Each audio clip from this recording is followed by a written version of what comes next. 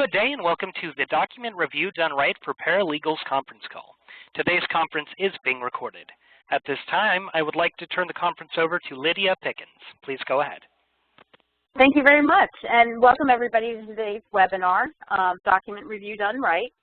If you attended our other paralegal webinars, you know we covered early case assessment and case analysis and presentation. Today we're going to dive into document review. This is an information-packed presentation that we'll try to contain to 45 minutes, but if we run over by a few minutes, we appreciate your flexibility. Before we get started, I just want to review a few housekeeping items. Please answer the poll question on the poll tab. You can see that question on the right of your screen. We'll be recording the webinar, and we'll email you a link to the recording within the next few days so you can share it with your colleagues or view the presentation again at your leisure. There's also a deck available immediately for download, and you can download this deck by selecting File in the top menu and then Save and Document. This will let you save the file on your computer. Due to the high number of individuals on the call, your line has been muted. We encourage you to provide questions, comments, and feedback through the WebEx interface Q&A. To access the Q&A section, you can see that on the right-hand side, and you can click on the Q&A panel.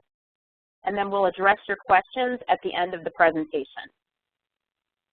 A LexisNexis certification course will be awarded a few minutes before 2:45.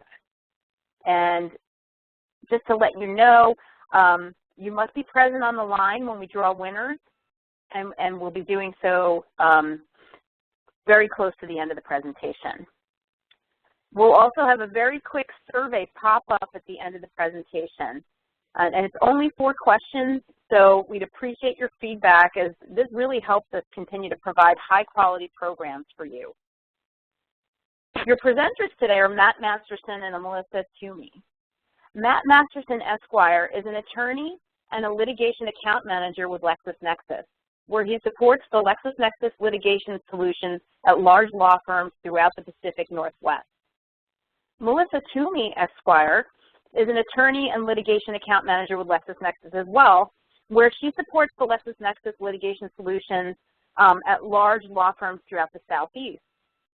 Matt and Melissa's primary focus is on eDiscovery, and they consult with large law firms to help manage their eDiscovery and overall litigation processes. We're also excited to have 2 excellent panelists that I will let Matt introduce. Now I'm going to turn it over to Matt and Melissa. Thank you, Lydia. Waiting for you to pass me the ball. Yes. Will do, will do. There you go. Thank you.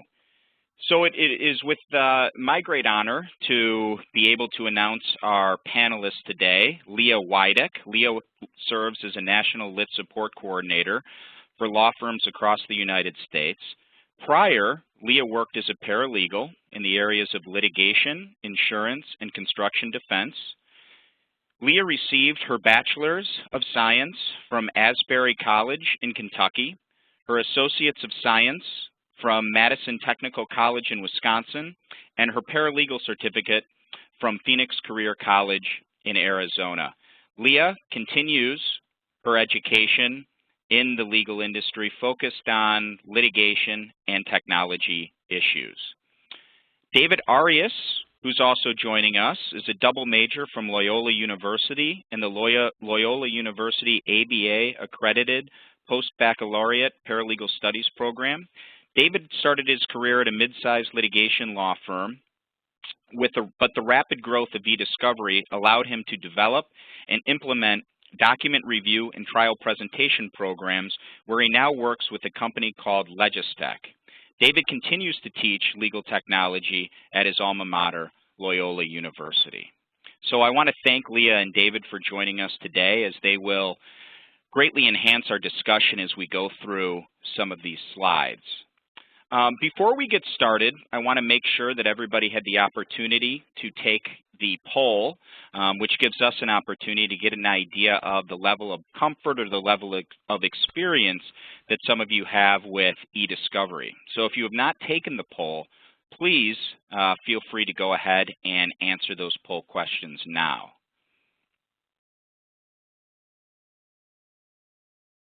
And I'm hoping that gave everybody enough time. So I was wondering if we can publish the poll.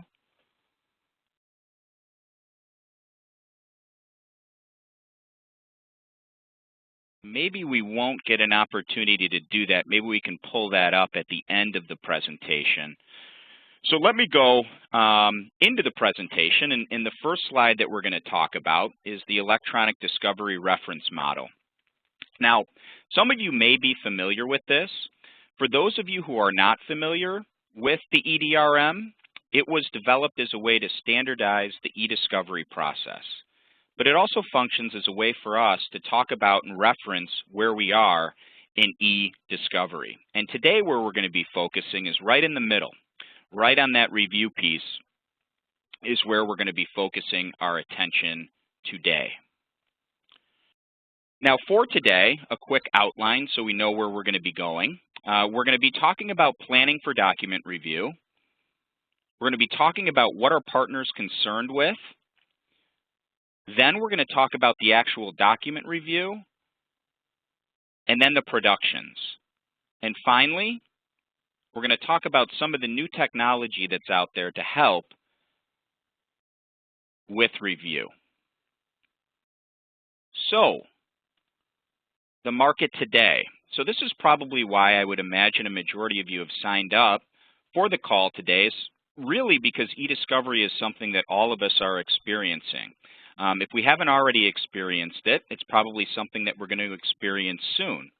And this study that was done, I think, really illustrates that. So what you can see is that eDiscovery, the cases, the size of the cases, and the actual number of the cases are growing at an accelerated rate. So what you can see is that there's an increase in the number of cases that people are experiencing, about an 88% growth in eDiscovery cases. The size of the cases, 77% of people are seeing that eDiscovery is growing, so their cases are getting bigger, they're managing more data. And then 65%, so a vast majority of people are actually experiencing both, an increase in the number of cases as well as an increase in the growth of data corresponding to their current cases. Now, why is this important? And this is why document review is such a critical part of the eDiscovery process, and that comes down to costs. So if you look at review, and this study was done in 2014, you can see the source of the study below, is that 73% of all costs of eDiscovery have to do with document review and production. So for us to have a better handle on that is going to be important as we're all trying to find ways to do things as efficiently and cost effectively as possible. Now, what primarily drives the cost? Well, there's two different review tasks that we usually see in a document review. There's the first pass review, where we're going to search for and identify likely, responsive, or relevant documents. And then after we go through the first pass review, we're going to go through our privilege review. And this is when we're going to go ahead and study the documents to see, are they likely relevant? Should they be withheld? Or we're going to be reviewing the likely relevant documents to see if they should be withheld, logged, redacted, or set aside to protect a client's confidential communication.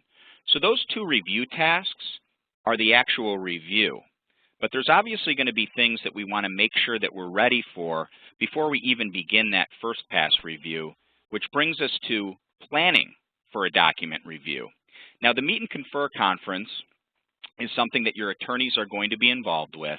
And here are some of the considerations that before going to that Meet and Confer conference, these are some of the things that you may want to go through with your attorney. You know, how are we going to be getting our documents from our client? You know, who's going to be doing the collection, et cetera? Is there metadata involved? And what metadata is a real quick definition, is data about data. So any document or email that we author or send is going to have some background information, corresponding to when was the time of the document sent, who's the author, who's it sent to, etc. The third task or question that we're going to want to know about will be, how will we be producing these documents? Are we going to produce these in TIFFs? Are we going to produce these in PDFs? Does the other side want natives? Fourth, make sure your litigation support and IT departments are informed. This is something that's really critical. The communication between the legal team and the IT team is something that we see, at least in my experiences being in the industry for the last 7 years, is something that really greatly improves your eDiscovery outcomes is when you're working as a team, the legal and IT teams together. Number 5, be aware of local court rules and judicial involvement. Also, and kind of the last thing there would be, feel free to reach out to vendors like Melissa and myself or any other eDiscovery professionals who may be not within your law firm. Because, being in the industry, we work with a lot of firms. We understand the trends. We understand the technology that is out there. So, your vendors and people outside of your firm's walls will be reaching out to you, probably more than you'd like at times. But, it's a two-way street. Feel free to reach back out to them if you have any questions or to get any insight into what's going on in the industry. And this kind of leads me to something that Leah and I were talking about before the presentation, where, some other things to consider with the Meet and Confer conference. So I'm going to turn it over to Leah to discuss that. Thanks, Matt. Some of the things that I've learned through the years as being a paralegal and then transitioning into litigation support revolves around the planning of our documents and how we're going to handle those and what we're going to get from our client. For me, over the past few years, one of the things that I focused on is meeting with the client and talking with the client and the lawyer, so we have an idea of what kind of information they have in their environment, how much information that we're getting, and also where is this information coming from. What I mean by that is, what types of computers do they have? Are we getting information off of computers? Are we getting emails? Are we getting regular documents out of Word? Or are we going to be getting things from proprietary software like QuickBooks or things that have a SQL background that are going to require special attention? All of that ties into the metadata, like Matt already talked about, the data about the data. All of those pieces of information and all of those documents have data tied to it that we don't want to mess with it, just to put it in layman's terms. And so when I am coordinating this type of information, I be sure to involve with the paralegal, the attorney, so we know how to involve the client, and if the client has people on staff that are able to assist with that. If not, then from there we do need to do more planning on how are we going to get this and make it not too difficult on our client. Matt? Thank you, Leah. And I know, and those are all great points and all things that we want to, think about when we're planning for the Meet and Confer conference. And I know another point that I think is good to elaborate on are the local court rules and judicial involvement. And I know, David, you have some good experience with this and some good thoughts. So I'm going to turn it over to you to add some more to the local court rules and judicial involvement. Absolutely. Thanks, Matt. I think judges have become accustomed to the difficulties that a lot of cases are seeing with regards to eDiscovery and the acquisition of electronic documents, and they've developed their own, preference for how documents are exchanged during the discovery process. So in a lot of federal jurisdictions and even state jurisdictions, judges will post an outline of questions that attorneys are suggested, in quotation marks, to address prior to the Meet and Confer. And that really does help out a case assessment team and in speaking with their client, knowing things preliminary that they can plan for so they can, like Leah said, plan everything out more effectively and efficiently. Yeah, thank you, David. And one of the things that I didn't, and for some of those people on the line who might not be aware of what a meet and confer conference is, this is something that your attorneys will go to, and it's really just to work with the other side to get a blueprint of how you're going to be handling eDiscovery from, how are you going to collect it, where is it stored, how many custodians are there, how are we going to produce the data, etc. So what we were talking about was being prepared for that conference, okay, which leads me to the next slide. So, once we plan for the meet and confer conference and we've hashed out the issues with the other side, we also now have to be ready to prepare for our client data and have our checklist. So, by no means is this list exhaustive. We understand that in certain firms and in certain areas, you may not have this exact checklist, but these were some of the issues that when we were talking to prepare for this presentation really bubbled up to the forefront. So we wanted to make sure that we listed these out for you. So, the first one is be ready to review the discovery request. That's something that's really important, and David's going to elaborate that on in a little bit later after I get through some of these other points. I talked about how many custodians. How many custodians are there in this particular case? How much data is there? How much data are we looking at? Is it gigabytes? Is it terabytes? How are we going to handle that? How is the collection being done? Is the client going to do it? Do they have an outside vendor that's going to do it? Are we going to be the people responsible for the collection? And then once we get or we collect the data, how are we, what is the format that we're going to be receiving the data in? Are we going to be receiving a load file for a particular eDiscovery technology tool? Are we going to be receiving native documents, etc.? And then something that we have to consider too is when we get that information from our client, are we going to process that data in-house or are we going to use a vendor? And what I mean by processing data in-house is think of it as getting all sorts of information in all different formats. So Word documents, maybe some CDs, maybe a hard drive. How are we going to get all of that data, convert it into a searchable format that will allow our attorneys or our paralegals to review that data? And you can either do that with some technology tools that are out there in the industry, like a company like us at LexisNexis can provide you. Can you do that in-house? Or is that something that you're going to send along to a third-party vendor? So those are questions that you would work with your IT department on to figure out which direction you're going to go with that. The other thing to think about is early case assessment. Now this even goes before talking about processing the data or converting it to a searchable format. Early case assessment will allow you to take a look, get an early peek of the data once you get it back from your client.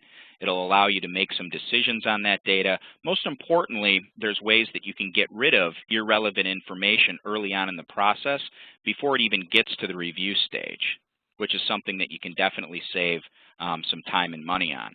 Now, before I go to in-house or hosted review, I wanted to go back to that first bullet point and turn it over to David to talk about some things he's experienced with discovery requests.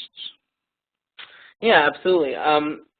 When attempting to cull through the voluminous amount of data that case teams are going to be hit with, one of the best things to do is actually review that discovery request and automatically throw out responses that are boilerplate, overly burdensome, overly broad, objectionable.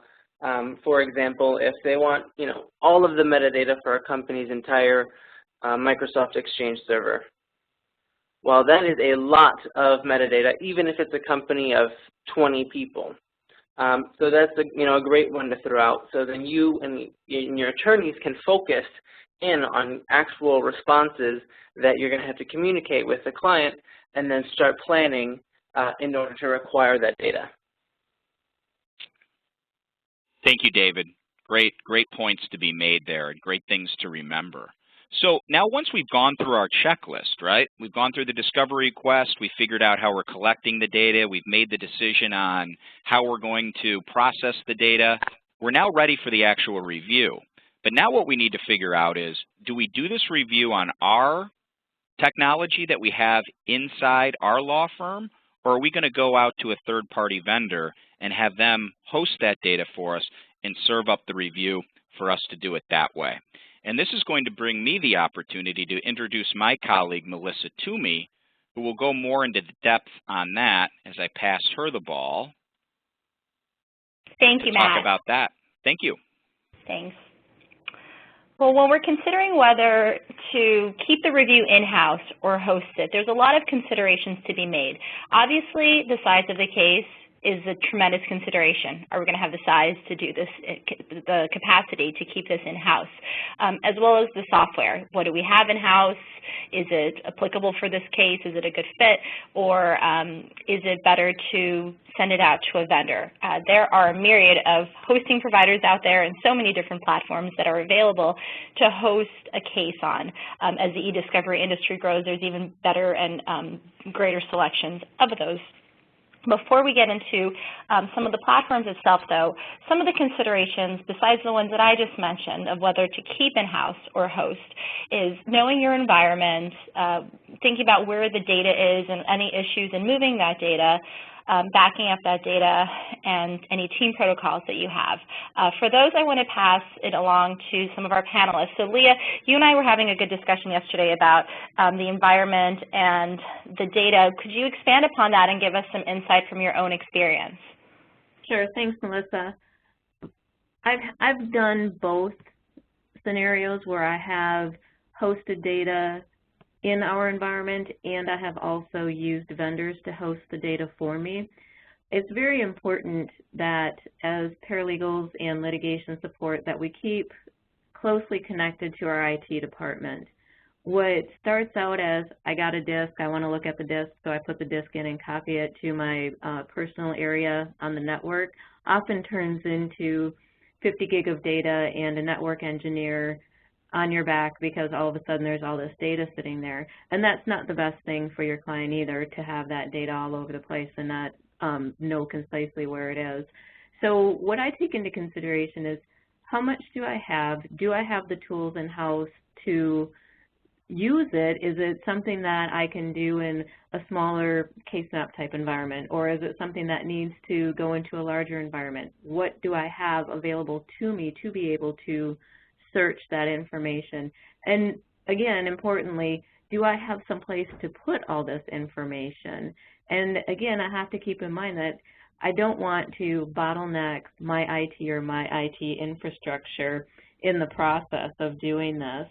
And of course, again, with the native format, and do you have the capability to review that certain types of native information? Melissa? Thank you. And in terms of the data and moving it, once you get the data, what are some challenges that you've seen there? How big of a factor is that with your decision? Well, Melissa, one thing to take into consideration is, how are you going to move that data? Do you have an internal FTP site that you can, and is it reasonable to send how many gig across an FTP site? Maybe it's 2 gig. You have 50 gig. Do you want to sit there and watch it spin for how many hours? Not yep. so much. So I take that into consideration. And then, of course, you can always burn it to disks. You don't want to burn 50 disks. Use your time wisely. That's really what it boils down to, Melissa, is use your time wisely and have the paralegals know that they have support out there to help them get this stuff transferred to where it needs to be, or if it's going to be even on a network area, use your network engineers, use your vendors, use whoever it is that can do that for you, where you're not spending an undue amount of time just moving data, which can take hours. Fantastic. Thank you, Leah. That's great advice for everyone.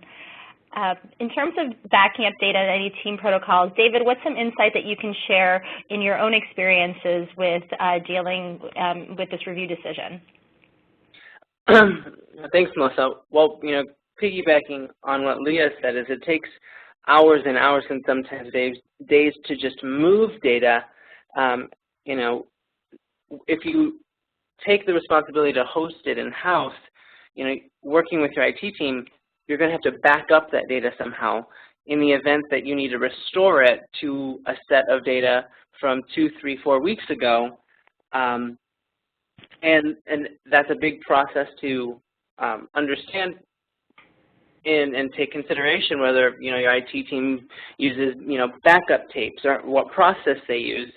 So that's another thing you want to take into consideration when willingly accepting large amounts of data and storing it in-house, and some of the risks that are also involved and that, you know, your firm also absorbs when accepting the liability of backing up so much data. Absolutely. And have you found it helpful to meet with the team and come up with any protocols that would help in that decision? You know, meeting with the team regarding any small eDiscovery task is never a bad idea, but something like this, a lot of attorneys don't understand that the volume of work required to do it. You know, they say, oh, back something up. To them, it's, you know, pressing save as, and that's backing something up. So, you know, a litigation support person and a paralegal educated in this process is invaluable to a case team that's handling such volumes of data. Fantastic. Thank you very much. Now, in previous paralegal webinars, we were asked about some of the tools that can help with review. And I wanted to go ahead and very, very quickly just show a screenshot and discuss some of the tools that we have available at Lexis on this. What I'm showing here for in-house review is our platform called Concordance. It is an in-house desktop application with a concurrent licensing model. So it's a very cost-effective method to review cases, both big and small. You have the ability, it has a really big capacity, and you have the ability to join databases and run searches across multiple databases. We work with many clients who still keep this in-house and keep it as a, you know, very cost-effective advantage. Sometimes the client doesn't like to pay for hosting fees. Sometimes there's security issues that they don't want the data to go to a vendor or leave the law firm, even leave their own company. So there's other factors that, like this, that might push towards an in-house review. Now, you know, with Concordance, you have the ability to search your database, review those documents in both just the text of the documents, as well as on the right side reviewing a near-native rendering of those documents that enables you to then redact the documents very securely. You have the ability all the way on the left side to tag those documents for coding decisions. So it provides all that information right at your fingertips in-house.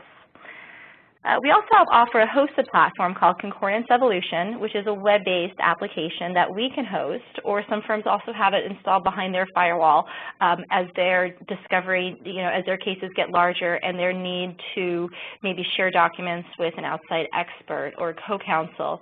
As those become more prevalent in the cases, is something that you can bring in these web-based applications. So Evolution, as the name infers, is the next evolution of Concordance. It's web-based.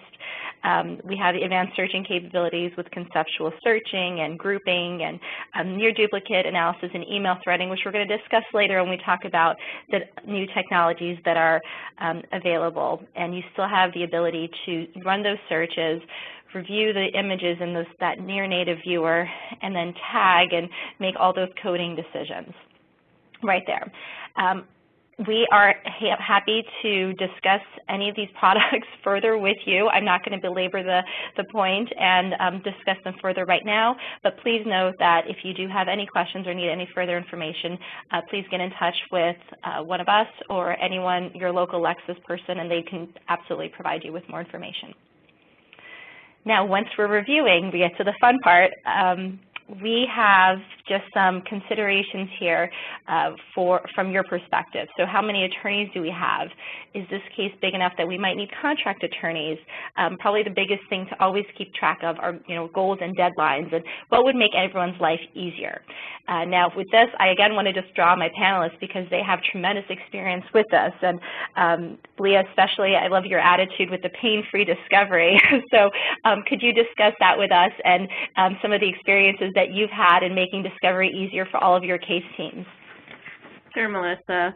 And using that word pain-free discovery, I really do try to work with my paralegals and lawyers so that eDiscovery is not as daunting as it needs to be. And the way we can do that is to, as paralegals, stay in close contact with our legal teams, with our attorneys, with our associates, and find out what is our deadline. Like David mentioned earlier, read that discovery request, find out what our deadlines are, and make sure we're staying ahead of the curve on that. Keep our dates ahead of us and stay on task so that if we need to help make recommendations about if we do need contract review teams, or if we do need to figure out how much volume we have and what are we going to do with it, what is our plan to keep our dates and not miss a discovery deadline. And also, you know, we want to make sure that we're helping our lawyers and our legal teams to accomplish our goals by our dates, and it really will make it not as painful doing discovery if we can stay ahead of the curve on some of that stuff. Thanks, Melissa. Thank you. It's great advice. And David, I believe you were just talking to me yesterday about how your New Year's resolution for 2015 is to make everyone's life easier. So what's some advice and experience that you can share with us so that everyone on this call can share that same positive outlook? I feel like everyone's 2015 resolution should be discuss eDiscovery before eDiscovery discusses you. And you know, talk with your IT department, see how things are set up, get a better understanding of you know, what servers can hold a certain amount of data, how do they back things up. And a lot of, you know, clients are also advancing in the IT realm and are requiring law firms to fill out security compliance and storage compliance forms.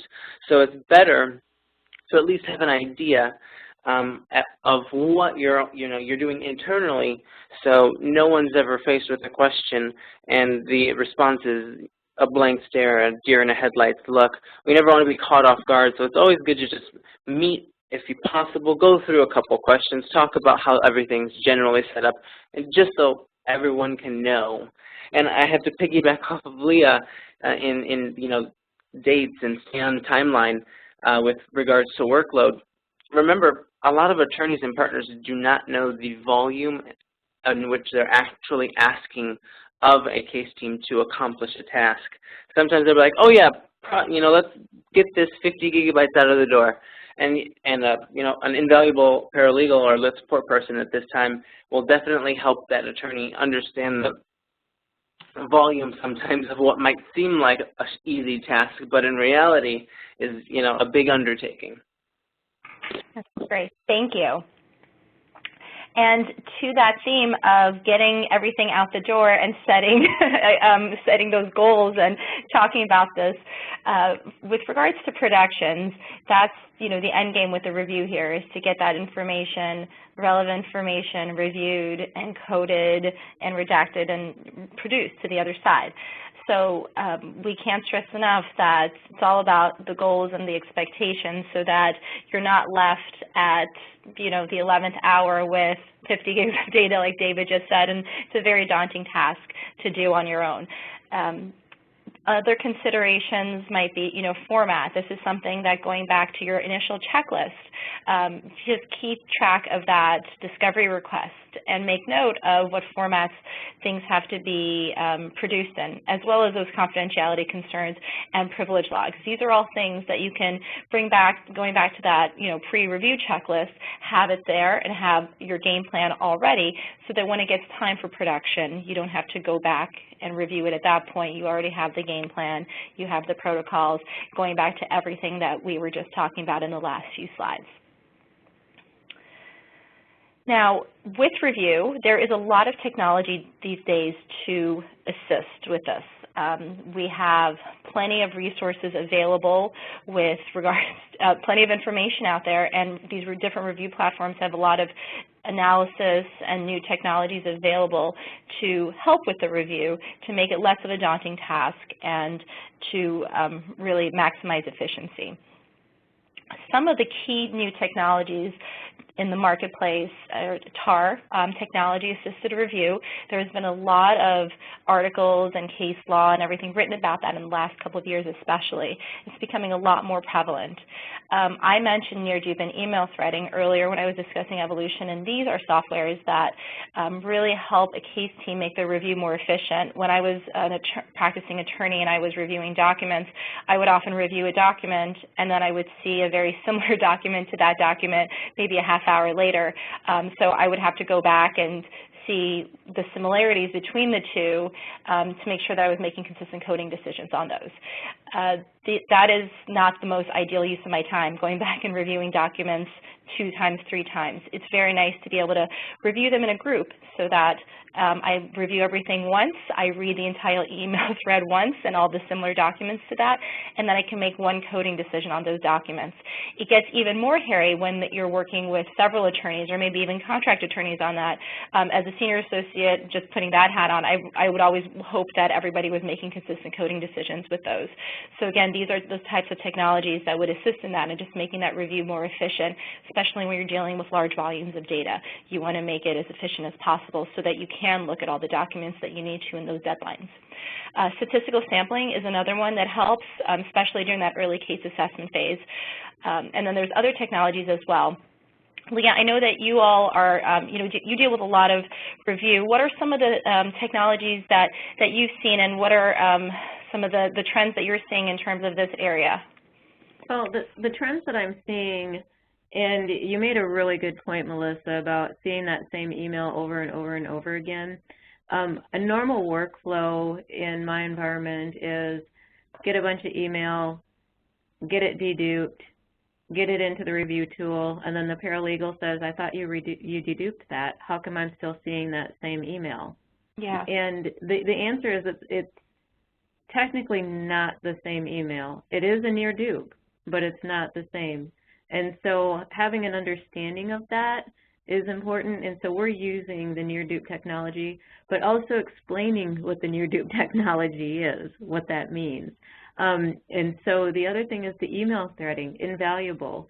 It used to be one email, one email, one email, and you were still doing that linear review, which was taking days and days and days. And we just don't have that kind of time anymore. The courts aren't giving us that kind of time anymore. And so the email threading, the near dupe we're using, I can say honestly I haven't done a whole lot of statistical sampling. Trying to think, clustering, which is similar to threading, using the email clustering. We've been using that. And it's 5 years ago there was a lot of people sticking their head in the sand saying, oh, it just seems so overwhelming and just to learn about it. But once you see the outcome of how much it alleviates the burden and the stress of hitting those deadlines, it really is value added. Melissa? Thank you. And I just saw a question come in about predictive coding. That actually fits into technology-assisted review, computer-assisted review, predictive coding. There's a lot of different terminology for that. What's been some of your experience in that area, and how prevalent do you see that used in the marketplace? Well, right now it's a 50-50 kind of thing for me. People they're using it, but I think that they don't know if it's appropriate to use it. So one of the things that I think there's still some discussion about is, well, what size case should I use it for? It seemed like when predictive coding technology-assisted review first came out, I think there was an assumption that, well, unless you have 10 terabytes of data, you shouldn't use it. Well, I don't think that's necessarily the case. I think the idea is to get into the sampling, and I'm not going to get into the nuts and bolts of it because there's whole other webinars for that. But it is definitely value added to use that. Thank you very much. Now, there's a lot of information out there, and especially with just the one discussion that we were having about new technology. There's new technologies coming out every day. There's, the Legal Tech Conference in New York is next week, where I'm sure there's going to be a lot of new technologies launched for this year. as well. David, especially since you teach the paralegal course and you go through, you talk about how there's so much information out there with your students, I'm sure. How do you go about keeping track of it all? Well, I feel like sometimes we like to believe that when we get a case that's very difficult, it's the first time it's ever been experienced by anyone. But a lot of times, a lot of these issues have already been dealt with. And I know in Illinois, we have an amazing Illinois Paralegal Association forum that posts links about a lot of, how the state is handling eDiscovery. And then even in our own federal court right now, the National Paralegal Association is also posting information and different articles about what's going on in the courts with regards to eDiscovery, metadata, predictive coding. There's a big launch a couple weeks ago about the statistical analysis and what percentage compliance rates that federal courts were deeming acceptable. And all you have to do is just Google, whatever case jurisdiction you're handling right now, and I guarantee you one of these amazing paralegal functions will not only give you the information, but also tips on how to handle and approach it as a litigation support person and a paralegal. Thank you. And we have just a quick list on, increasing your influence with some of this. So, some of the resources that David was just talking about, training, obviously, conventions and seminars. I mentioned the Legal Tech Conference next week, but by no means the only one this year. A lot of local cities, I know I live in Chicago, and we have plenty of conferences that are local to our region that discuss these and have amazing panelists and resources available. There's, webinars such as this one. I get daily blogs and alerts about some of these from the eDiscovery sites, and demos and updates, of course, with your vendors, especially to see those updates on the new technology and how they might help the teams. There's plenty of bar associations and other organizations, maybe like a local ILTA organization or a local bar association that might be providing educational information on eDiscovery. One of the things that helped me the most personally to learn about it was actually when I was practicing, and my specialty was by no means eDiscovery, but I got involved in a case that had it, and as soon as I was able to get into the trenches and really dig my boots into it, I learned a lot. And the next time that it came up, I was more comfortable with it. I was speaking the lingo, and I was able to find a mentor at my firm to help me with it. So that's a really great area too. If you have some time, test the software and play around with it so that you're comfortable with it when the next case arises. And I'm sorry, yes. Yes, you go on.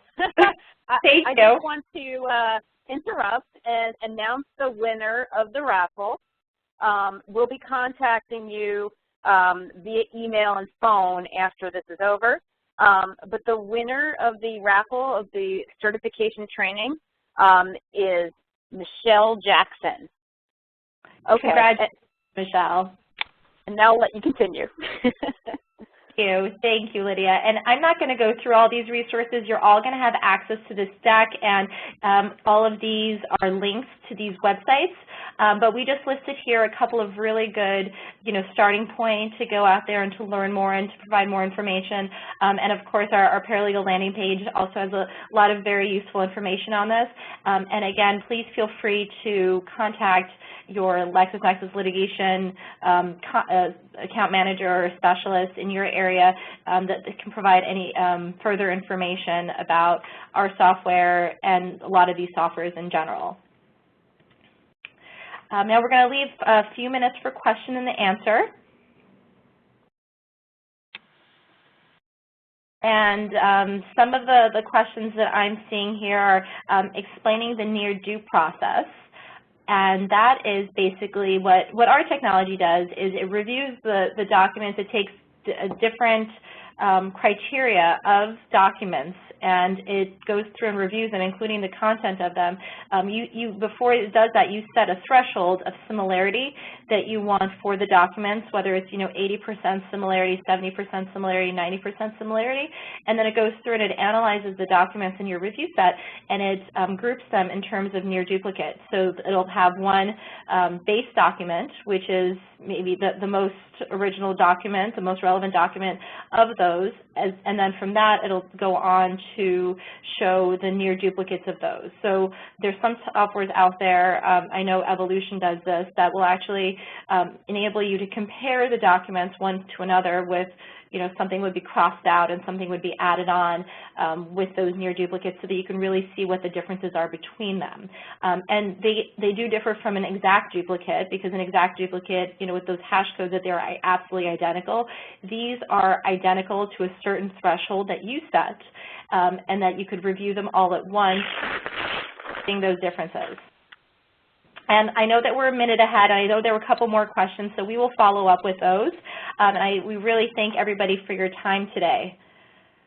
Lydia announced the winner, so we invite everybody to view the Paralegal landing page, and really want to thank everybody for your time, and especially thank our panelists, David and Leah, for your time today.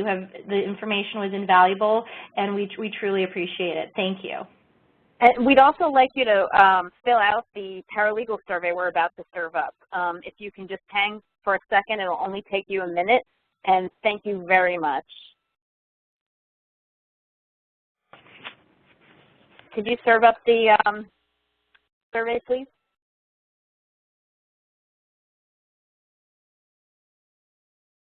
Okay, thank you.